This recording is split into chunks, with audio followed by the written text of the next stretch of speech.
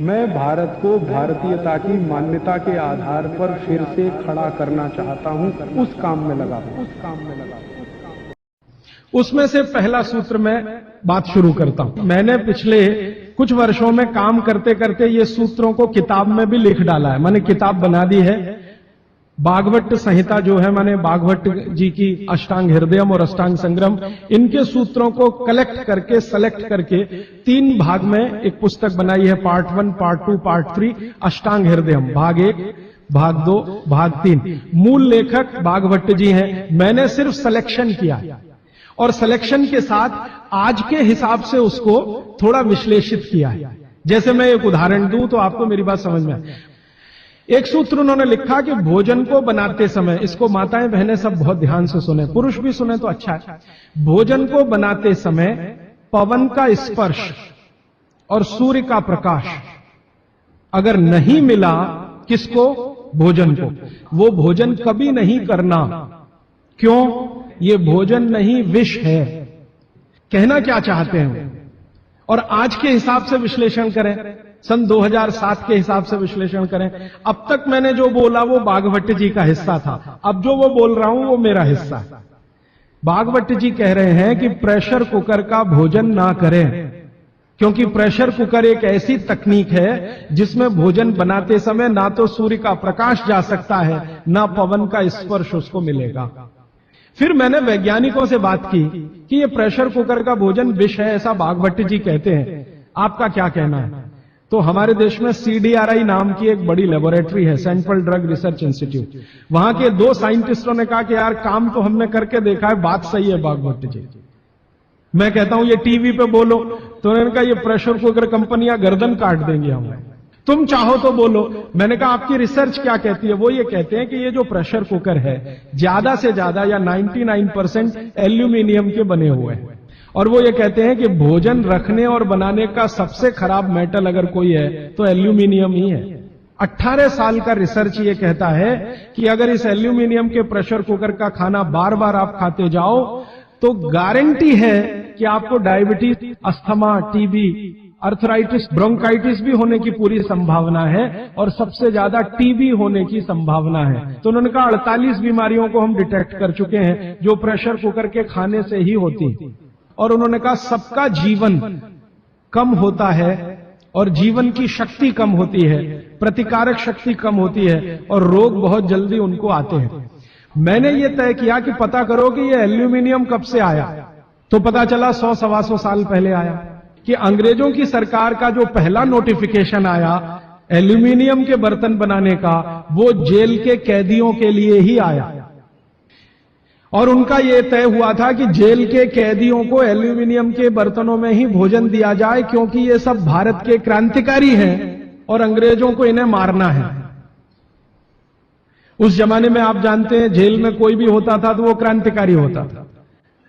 भगत सिंह हो या उधम सिंह, चंद्रशेखर हो या अशफाक उल्ला, राजेंद्र नाथ लाहिड़ी हो या ठाकुर रोशन सिंह, ये सब तो क्रांतिकारी थे जो जेलों में जाया करते थे अंग्रेजों के जमाने। इनको जानबूझकर एल्यूमिनियम के बर्तन में ही खाना देना है ताकि ये जल्दी मरे या मरने की स्थिति में आ जाए।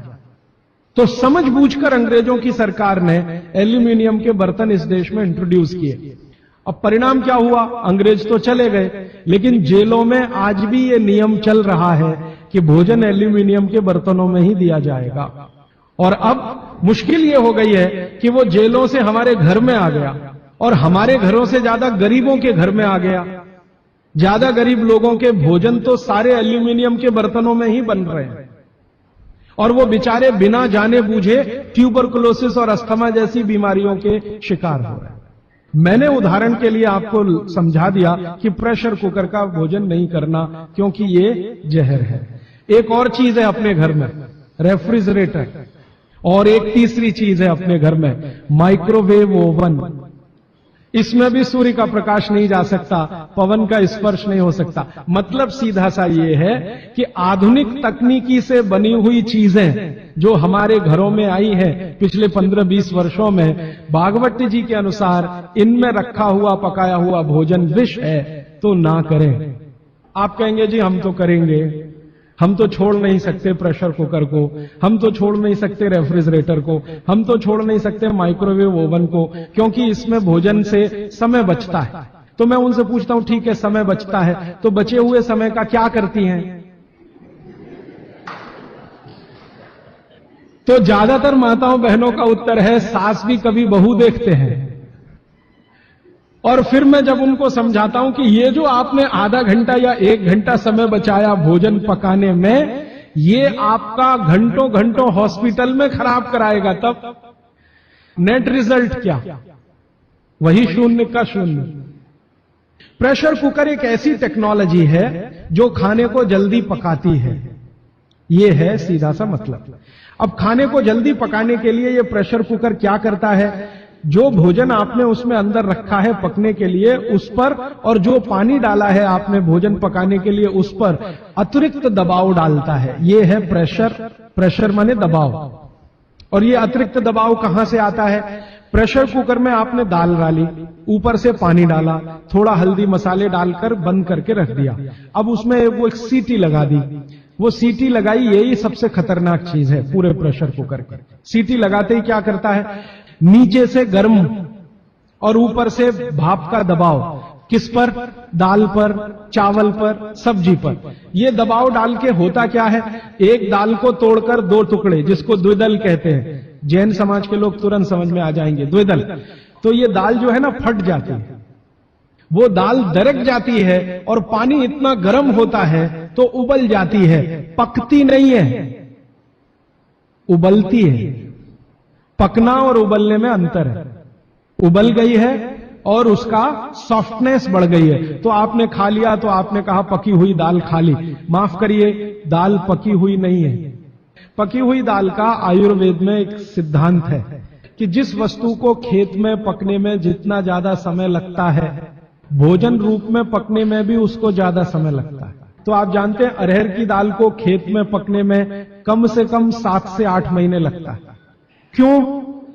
अरहर की दाल में जो कुछ भी है, जिसको आप न्यूट्रिएंट के रूप में जानते हैं, माइक्रो न्यूट्रिएंट के रूप में जानते हैं, खेत की मिट्टी में कैल्शियम है, खेत की मिट्टी में आयरन है, खेत की मिट्टी में सिलिकॉन है, कोबाल्ट है, जिप्टन है, जोरोन है, ये सब माइक्रो न्यूट्रिएंट्स खेत की मिट्टी में है। ये पौधे की जड़ में आते हैं, जड़ से तने में आते हैं, तने से फल में आते हैं। इस पूरी क्रिया में बहुत समय लगता है, तो इसलिए दाल को पकने में समय लगता है। आप दाल क्यों खाना चाहते हैं? आप दाल खाना चाहते हैं प्रोटीन के लिए।